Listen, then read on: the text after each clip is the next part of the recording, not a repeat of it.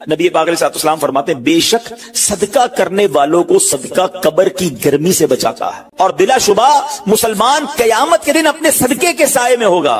جب سایہ نہیں ہوگا، جب بہت گرمی ہوگی، جب بڑی تپش ہوگی، سوچو صدقہ کرنے والا کتنا خوش نصیب ہے، اور وہ اور خوش نصیب ہے جو روزانہ کچھ دنوں کے بعد جب موقع ملتا ہے دیتا ہی رہتا ہے، میرا سایہ بڑا ہو جائے، میں اس گرمی میں کہیں تپش پہ مارا نہ جاؤں۔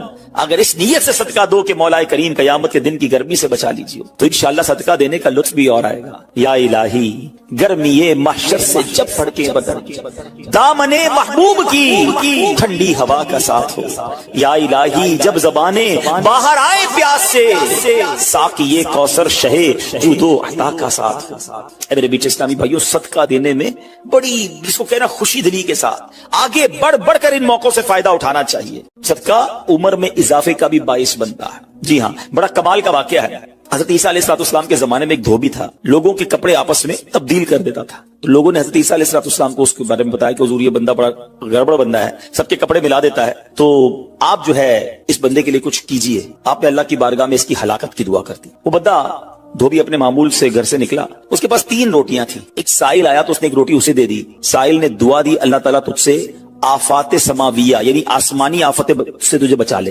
دھوبی نے اس دعا سے بڑا متاثر ہوا، ایک اور روٹی دے دی۔ اس سائل نے دعا کی کہ اللہ تعالیٰ تجھے جملہ آفتوں سے محفوظ رکھے۔ اس نے تیسری روٹی بھی دے دی، تو دھوبی سے اس سائل نے دعا کی اللہ تعالیٰ تجھے توبہ کی بھی توفیق عطا فرما۔ اب ایک بڑا سانپ جو ہے اس کی گٹھڑی میں داخل ہو چکا تھا، کیونکہ اب اس کی ہلاکت کی دعا ہو گئی تھی۔ اس سانپ کی گویا قدرتی یہ ڈیوٹی لگائی گئی تھی کہ اس دھوبی کو کاٹنا ہے۔ جب دھوبی کپڑے لینے کے ارادے سے اس نے گٹھڑی کے اندر ہاتھ ڈالا تو فرشتے نے اس سانپ کو لوہے کی ایک لگام ڈال دی، اور وہ دھوبی سلامتی کے ساتھ واپس آ گیا۔ دھوبی کو پتہ ہی نہیں چلا کیا ہوا ہے۔ لوگوں نے حضرت عیسیٰ علیہ السلام سے عرض کی کہ اے روح اللہ، دھوبی تو صحیح سلامت واپس آ گیا، آپ نے تو اس کی ہلاکت کی دعا کی تھی، آپ تو اللہ کے نبی ہیں، ذرا سنو۔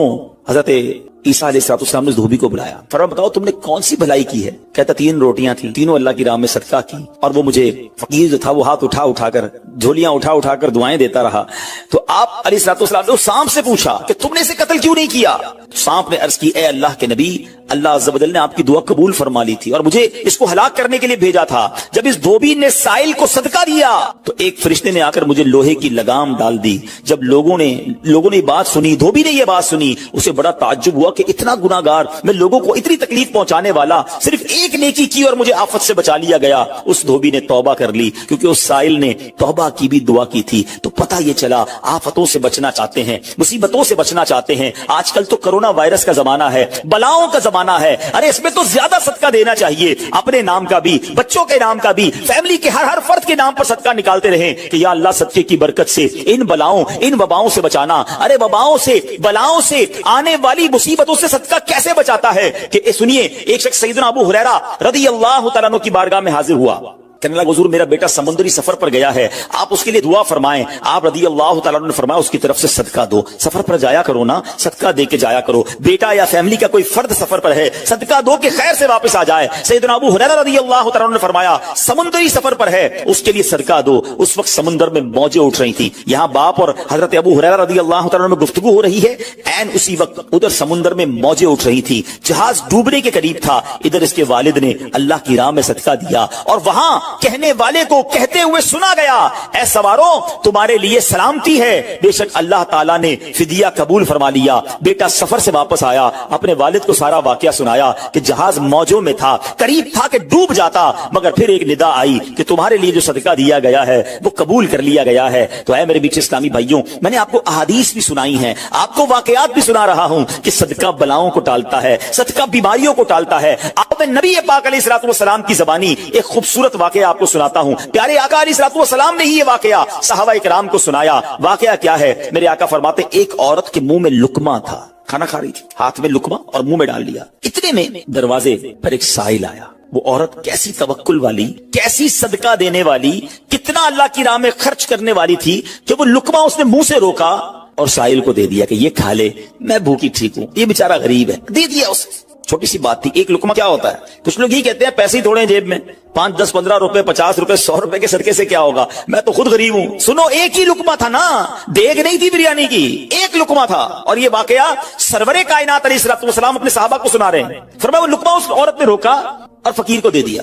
अब उस औरत के कुछ अरसे बाद बच्चे की विलादत हुई. बच्चा थोड़ा सा बड़ा हुआ, बाहर माँ के साथ चलने लगा, घूमने फिरने लगा. तो बाहर गया तो एक भेड़िया आया, और भेड़िया आकर उसके बच्चे को उसने मुंह से पकड़ा और भाग. माँ पीछे भाग रही, मेरा बेटा, मेरा बच्चा, और भेड़िया आगे भाग रहा है. अल्लाह अकबर. अल्लाह तबारक व तआला ने एक फरिश्ते को हुक्म दिया कि भेड़िए के पीछे जाओ, इसके मुंह से बच्चा छीन कर लाओ और उसकी माँ के हवाले कर दो, और माँ को कह देना अल्लाह अज़्ज़ व जल ने तुम पर सलाम भेजा है और फरमाया है कि ये लुकमे के बदले लुकमा है. बात आई समझ में? अपना लुकमा जो तुमने मेरी राह में दिया था, भेड़िया के लुकमे से तुम्हारे बेटे को बचाया है तुम्हारे रब ने. अल्लाह ने सलाम भेजा है. ऐ मेरे मीठे इस्लामी भाइयों, ये हदीस बता रही है कि गुनाह, नेकी जो थोड़ी सी भी हो ना, वो जाया नहीं की जाती, वो अल्लाह के यहां महफूज है. जुम्मे के खुतबे में एक हदीस सुनते हैं, अल बिर्रु ला यबला वज़्ज़म्बु ला युनसा वद्दय्यानु ला यमूत. सुन लो, नेकी पुरानी नहीं होती, गुनाह भुलाया नहीं जाता, और फैसला करने वाला जो रब अज़्ज़ व जल है उसे मौत नहीं आती है. अब हमें सोचना है कि हम नेकी कर भी रहे हैं कि नहीं, कि गुनाह कर करके अपने अकाउंट को भरी जा रहे हैं. ये छोटे छोटे सदके जब जब मौका मिले ना, माशाल्लाह, हम जुमा पढ़ने जाते हैं, कल भी जाएंगे. मस्जिदों में हमने देखा होगा, मस्जिद का डब्बा आता है सामने, कुछ ना कुछ डाल दिया करो, इस नियत के साथ यार थोड़े और जमा करा दूं अपनी आखिरत में, थोड़े और अपने पैसे जमा करा, थोड़े और आगे चले जाएं. और ये मैं ऐसे ही खुद नहीं कह रहा, सुभान अल्लाह. मैं आपको बड़ी खूबसूरत 2-3 हदीसें सुनाता हूं. पहले तो ये समझिए कि आजकल दुनिया में मैं और आप ये चाहते हैं कि हमारे जो पैसे हैं ना सिक्योर रहें. आजकल बड़ा अजीब मामला, अचानक आग लग जाती है, किसी के पैसे चोरी हो जाते हैं, लोग परेशान रहते हैं, सिक्योरिटी मिल जाए. ठीक है, तो मैं आपको एक हदीस सुनाने जा रहा हूं. नबी पाक अलैहिस्सलाम फरमाते हैं, अल्लाह के हबीब अलैहिस्सलाम फरमाते हैं कि रब अज़्ज़ व जल फरमाता है, यानी ये हदीस कुदसी है. अल्लाह फरमाता है, ऐ इब्ने आदम, अपने खजाने में से मेरे पास कुछ जमा कर दे. अपने पैसों में से कुछ पैसे मेरे पास जमा कर दे. मैं हदीस का खुलासा अर्ज कर रहा हूं. न जलेगा, न डूबेगा, न चोरी किया जाएगा. सुनो कैसी सिक्योरिटी है. इंश्योरेंस आजकल लोग कराते हैं जिसमें बाज़ औक़ात हराम इंश्योरेंस होती है. मैं आपको सुभान अल्लाह एक ऐसी गारंटीड मदनी इंश्योरेंस बता रहा हूं कि रब फरमा रहा है, अल्लाह फरमा रहा है, अपना माल मेरे पास जमा करा दे. न जलेगा, न डूबेगा, न चोरी होगा. और अल्लाह फरमाता है मैं उस वक्त तुझे पूरा बदला दूंगा जब तू इसका ज्यादा जरूरतमंद होगा. कौन सा वक्त होगा वो? क़यामत का दिन, जब बच्चा माँ के पास जाएगा ना, माँ एक नेकी दे दे, माँ फंस गया हूं, एक नेकी चाहिए. माँ उस एक नेकी में भी बेटे की मदद नहीं करेगी. माँ जाएगी औलाद के पास कि बेटा मेरा एक गुनाह ले लो. औलाद कहेगा माँ से कि नहीं, मैं तुम्हारी मदद नहीं कर सकता. बाप बेटे की हेल्प नहीं करेगा. ऐसा हाल. मगर कौन हामी होगा? अल्लाह अकबर. मेरे आला हजरत से पूछो, फरमाते हैं रजा उनके सिवा रजा कोई हामी नहीं जहां. कहां? क़यामत के दिन क्या होगा? उनके सिवा रजा कोई हामी नहीं जहां. गुजरा करे पिसर पे फिदर को खबर ना हो. बेटे पे गुजरेगी, बाप भी जवाब नहीं देगा. जरा तसव्वुर करें, इमेजिन करें, क़यामत का दिन होगा, किसी का नामा या माल तोला जा रहा हो और एक नेकी की वजह से वो फंस जाए. गुनाह एक ज्यादा है, पलड़ा बिल्कुल एक नेकी की वजह से नीचे है. कितना याद आएगा कि काश थोड़ा और सदका कर देता, काश 2 रकत नफल पढ़ लेता. नफल छोड़ देते हो ना, नफल ही है ना, है? दुरूद नहीं पढ़ते, जिक्र इलाही नहीं करते, छोटी छोटी नेकी समझकर छोड़ते हो. अगर ये छोड़ते वक्त ख्याल आए ना कि कहीं ऐसा ना हो कि वही एक नेकी कम पड़ गई और मैं, अल्लाह ना करे, जहन्नम में न डाल दिया जाऊं. फअम्मा मन सकुलत मवाज़ीनु, जिसकी तोले भारी हो गई, कुरान कहता है फहुवा फी ईशतिर रादिया, वो मन माते चैन में, ऐश में होगा. और जिसकी तोले हल्की पड़ गई, वह अम्मा मन खफ्फत मवाज़ीनु फउम्मुहु हाविया वमा अदराका मा हिया नारुन हामिया. जिसकी तोले हल्की पड़ गई, वो नीचा दिखाने वाली गोद में है, और वो क्या है तुमने क्या जाना? शोले मारती भड़कती हुई आग, यानी जहन्नम में डाला जाएगा अगर तोले हल्की पड़ गई. तो अगर अपने उस स्केल को भारी करना चाहते हो तो अल्लाह फरमा रहा है उस वक्त में लौटाऊंगा जब तुम ज्यादा जरूरतमंद होगे, जब तुम्हें ज्यादा जरूरत होगी. ये सिक्योरिटी है. अच्छा, फिर कुछ लोग बड़े अजीब हैं, वो कहते हैं यार पैसे तो हमने खर्च कर दिए, रमजान में दी ना, ज़कात भी पूरी दे दी, बड़ा काउंट करके चलते हैं, पूरे हो गए भाई, अब अगले साल आना. वो अल्लाह के बंदो, जब रब तुम्हें रोज दे रहा है, अताएं दिए जा रहा है, और तुम कैलकुलेट करके लॉक कर देते हो सदके को. ऐसा ना करो. मैं आपको एक और हदीस सुनाता हूं. अल्लाह के हबीब सल्लल्लाहु तआला अलैहि वसल्लम फरमाते हैं, प्यारे आका ने फरमाया माल को रोक कर न रखो, रोक कर न रखो, कहीं ये ना हो कि तुमसे भी रोक लिया जाए. हाँ, हमारे लिए तो नहीं रोका जा रहा ना. मिसाल के तौर पे दुकानदार बैठे होंगे या बिजनेस कम्युनिटी के लोग बैठे होंगे, आपका मिसाल के तौर पे महीने का 1 लाख रुपए का खर्चा है. कभी कभी ऐसा भी होता है पहले 2-3 दिनों में 1 लाख रुपए हो जाते हैं पूरे. तो क्या ताला लगाते हो कि चलो भाई अब पूरे महीने का हो गया, 27 दिन बाद आएंगे? नहीं, आने दो जितना आ रहा है. ہم آنے والی سائڈ تو نہیں روک رہے, ہاں خرچ اللہ کی راہ میں کرنے والی روک لیتے ہیں. جب وہ دینے میں نہیں روک رہا تو تم اللہ کی راہ میں خرچ کرنے میں نہ روکو. میں حدیث سنا رہا ہوں کہ روک روک کر خرچ نہ کرو, روک روک کر نہ رکھو, کہیں یہ نہ ہو کہ تم سے بھی روک لیا جائے. ایک دوسری روایت میں کہ نبی پاک علیہ الصلوۃ والسلام نے فرمایا خرچ کرو, گن گن کر نہ رکھو, کہیں یہ نہ ہو کہ اللہ بھی تمہیں گن گن کر نہ دے, کہیں یہ نہ ہو کہ اللہ بھی تمہیں گن گن کر دے. اور بچا بچا کر نہ رکھو, کہیں ایسا نہ ہو کہ اللہ بھی تم سے بچا بچا کر رکھنے لگے. ادھر سے رک گیا نا, عطائیں رک گئی تو کہاں جائیں گے آپ دیکھیں. اچھا آج کے دور میں تھوڑا سا آپ سروے کر لیں, جتنے لوگ آپ کو صدقہ خیرات چیریٹی کرنے والے, کھانا کھلانے والے آپ کو جو لوگ ملیں گے نا, آپ دیکھیں ان کا سرمایہ بڑھ ہی رہا ہوتا ہے, ان کا مال میں اضافہ ہی ہو رہا ہوتا ہے, کیونکہ اللہ پاک انہیں دنیا میں بھی نواز رہا ہوتا ہے. تو ہے میرے میٹھے اسلامی بھائیوں, پھر کتنی چیزیں آپ دیکھیں کہ بچ رہی ہیں, بلاؤں سے بچ رہے ہیں, آفتوں سے بچ رہے ہیں, رزق میں اضافہ, بری موت سے بچاؤ, قیامت کے دن اپنے صدقے کے سائے میں بندہ رہے, دنیا میں مال میں اضافہ, یعنی بینیفٹ ہی بینیفٹ ہے, فائدہ ہی فائدہ ہے اللہ کی راہ میں خرچ کرنا. اور سچی بات یہ ہے کہ یہ بریلینٹ کمال کی انویسٹمنٹ ہے کہ جو آپ کو ملے گی. اچھا دنیا میں لوگ معاذ اللہ سما معاذ اللہ سود پر پیسے دیتے ہیں, حرام جہنم میں لے جانے والے کا پیسے دیتے ہیں اور وہ بڑھا کے دیتے ہیں, ہے نا, بینک میں رکھواتے ہیں, ادھر سے بڑھ جاتے ہیں. جہاں جہاں غیر شرعی کام ہے میں اس کی بات کر رہا ہوں, تو کبھی بھی ایسے منافع کی طرف نظر نہیں ہونی چاہیے, کیونکہ سود پر کام کرنے والا یہ اللہ سے جنگ کرتا ہے. اللہ مجھے آپ کو ہماری نسلوں کو حرام روزی سے بچائے, فقط حلال روزی عطا فرمائے. مگر آؤ میں آپ کو ایک ایسی انویسٹمنٹ بتا رہا ہوں جس میں اضافہ بھی ہوگا, اور ایسا اضافہ ہوگا کہ دنیا میں کوئی آپ کو ایسا منافع نہیں دے گا. اور یہ میں نہیں کہہ رہا, حدیث پاک کا مفہوم ہے. ہم جب صدقہ کرتے ہیں نا, میرے اور آپ کے ہاتھ سے نکلتا ہے. اللہ کے حبیب علیہ الصلوۃ والسلام فرماتے ہیں, جس کا مضمون ہے کہ جب صدقہ بندے کے ہاتھ سے نکلتا ہے, ہاتھ سے نکلتے ہی اللہ کے دستے قدرت میں چلا جاتا ہے, اور اللہ تمہارے صدقوں کو پالتا ہے جیسے تم جانور کو پالتے ہو. چھوٹا بچڑا ہوتا ہے, چھوٹا جانور ہوتا ہے, آہستہ آہستہ بڑا ہوتا ہے نا. فرمایا جب بندہ کھجور کا صدقہ دیتا ہے نا, قیامت کے دن اس کھجور کے صدقے کا رب کریم اسے احد پہاڑ جتنا ثواب عطا فرمائے گا. بڑھتا جائے گا, بڑھتا جائے گا, تھوڑا تھوڑا صدقہ بھی قیامت کے دن اللہ نے چاہا پہاڑوں کی مانند ملے گا. تو میں آپ سے پوچھتا ہوں کہ آخرت کے اکاؤنٹ میں کیا جمع کروایا ہے؟ لوگ کہتے ہیں میں نے فلاں جگہ سیف ڈپازٹ کرائی ہوئی ہے, فلاں جگہ انویسٹمنٹ کی ہوئی ہے, فلاں پراپرٹی لی ہوئی ہے, اس کا ریٹ بھی بڑھ رہا ہے, ادھر سے کرایہ آ رہا ہے, سونا لے کے رکھ لیا اس کا ریٹ بڑھ رہا ہے, جناب ڈالر رکھنا چاہیے. عجیب عجیب پلاننگ ہے, کس لیے؟ دنیا کے لیے. ادھر کے لیے کوئی اکاؤنٹ کھولا نہیں کھولا. آخر میں آپ کو لاجیکلی ایک چوٹ کرنے والا واقعہ سناتا ہوں, پھر انشاءاللہ کنکلوژن کی طرف آتے ہیں. کہ ایک ملک تھا, اس میں ایک بڑا نرالا کمپٹیشن ہوا, امیزنگ, حیرتناک. بادشاہ تو بادشاہ ہوتے ہیں, مرضی جو ان کی کریں.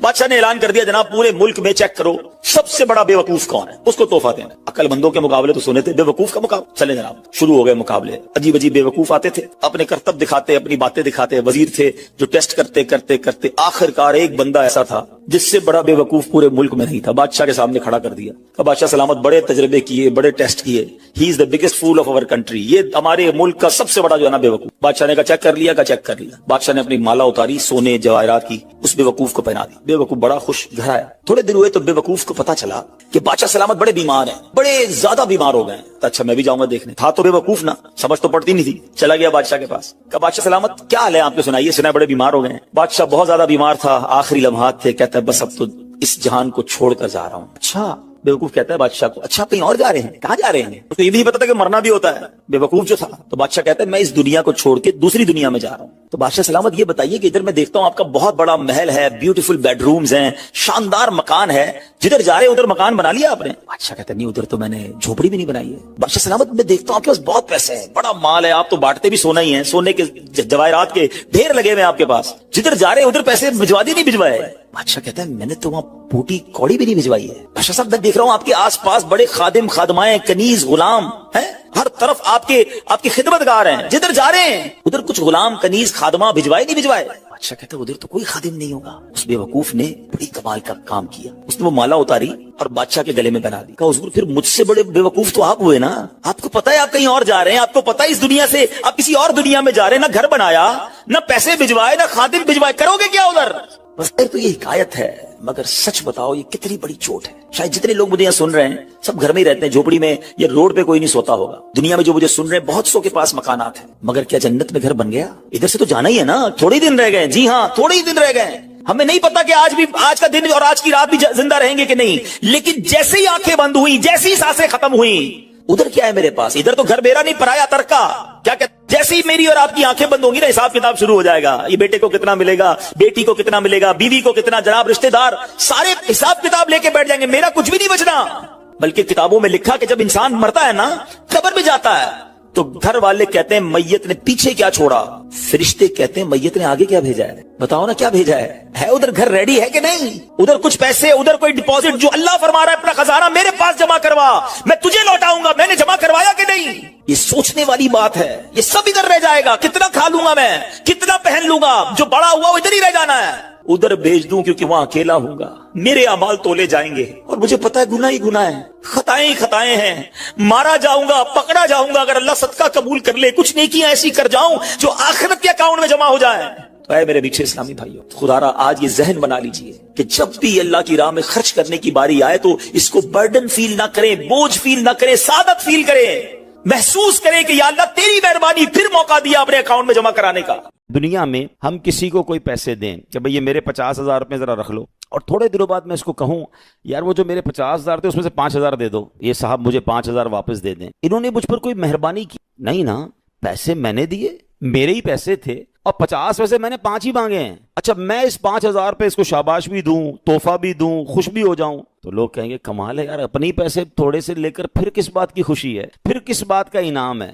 ٹھیک ہے نا, کوئی کمال نہیں ہے اس بندے کا جس کے پاس ہم پیسے رکھوا کے ہمارے ہی پیسے اس میں سے بھی تھوڑے لے لیں. میرے رب کی شان دیکھیں کہ مال کون دیتا ہے, اللہ دیتا ہے. اچھا اللہ اپنے مال میں سے فرماتے میری راہ میں خرچ کر لو. اچھا ہم خرچ کر بھی لیں تو کمال کیا کیا, دیا اسی نے تھا. بلکہ مزے کی بات بتائے کہ صرف مال نہیں دیتا, مال تو بہت سو کو دیا ہے, پھر اللہ خرچ کرنے کی توفیق بھی اللہ ہی دیتا ہے. دنیا میں ایسے بہت سارے لوگ ہیں جن کو اللہ نے بہت دیا ہے, توفیق نہیں دی ہے, اربوں پتی ہیں, زکوٰۃ نہیں نکلتی ہے. نفلی صدقات کی بات تو بعد میں آئے گی نا, جو فرض ہے, جو ضروری ہے دینا, وہ نہیں نکلتا کیونکہ توفیق نہیں ہے, دل نہیں چلتا. سبحان اللہ, مال بھی رب دے, توفیق بھی رب دے, اور بندہ کچھ خرچ کر لے تو انعام بھی ربی عطا فرماتا ہے, جنت کی نعمتیں بھی رب عطا فرماتا ہے. بلکہ ایک جگہ تو رب نے فرمایا قرآن میں ہی, ہے کوئی جو اللہ کو اچھا قرض دے, قرض حسنہ. بڑی عجیب بات ہے کہ یار رب کو قرض کون دے سکتا ہے, جب مال ہی رب نے دیا ہے تو اللہ کا مال ہے. اللہ فرماتا ہے کوئی جو میری راہ میں خرچ کرے, اللہ فرماتا ہے کوئی جو اللہ کو قرض دے. اس کا مطلب کیا ہوا؟ علماء نے بڑی ڈیبیٹ کی اس پر, یہ لفظ قرض کیوں لایا گیا. تو اس کے پیچھے علماء نے جو ریزن بیان کیا کہ دنیا میں جب آپ کسی کو تحفہ دیتے ہیں نا تو واپسی کی امید نہیں ہوتی, اور رکھنی بھی نہیں چاہیے. تحفے کا مطلب تو آپ نے دے دیا نا, گفٹ ہے. کچھ لوگ تو تحفہ دے کر بھی امید رکھ رہے ہوتے ہیں, آج میں نے دیا دیکھو کل کیا دے گا. تحفہ بھی غرض کے ساتھ, تحفہ بھی کنڈیشن کے ساتھ. تحفہ کنڈیشن کے ساتھ نہیں ہوتا.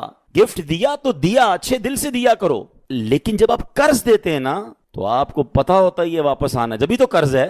آپ تو کنڈیشن بھی لگاتے ہیں, چیک بھی کرتے ہیں, کس کو دے رہا ہوں, واپس دے گا نہیں دے گا.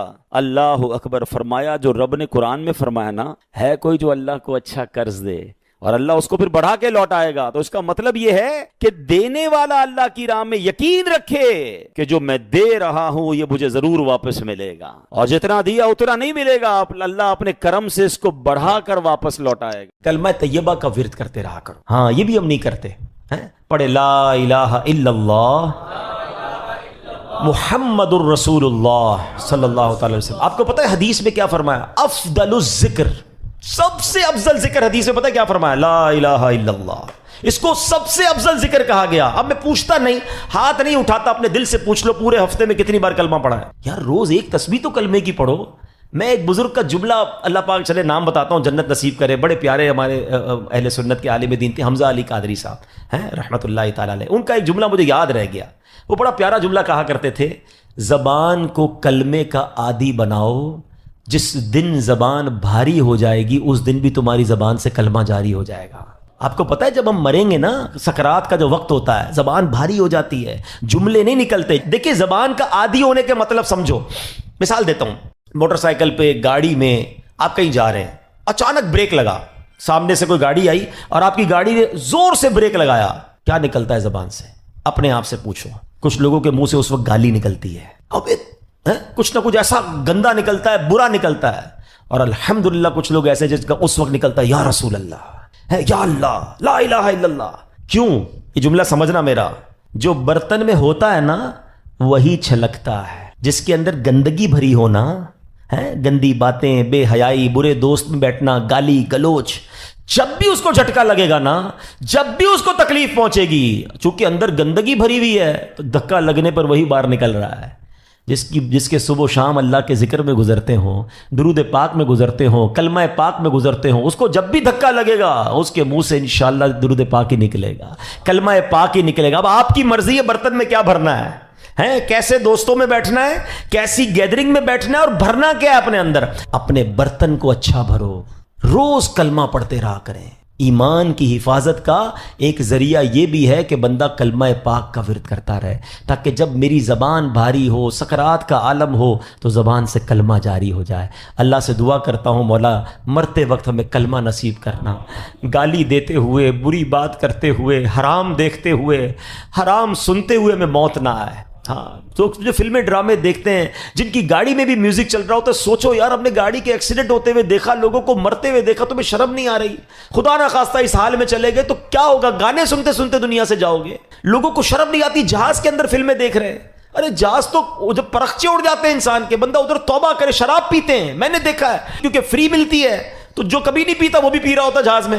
توبہ توبہ توبہ, تمہیں کیا ہو گیا یار؟ مطلب جدھر گناہ کا موقع ملے کر لینا ہے. ہم مسلمان ہیں, ہماری کوئی باؤنڈری ہے؟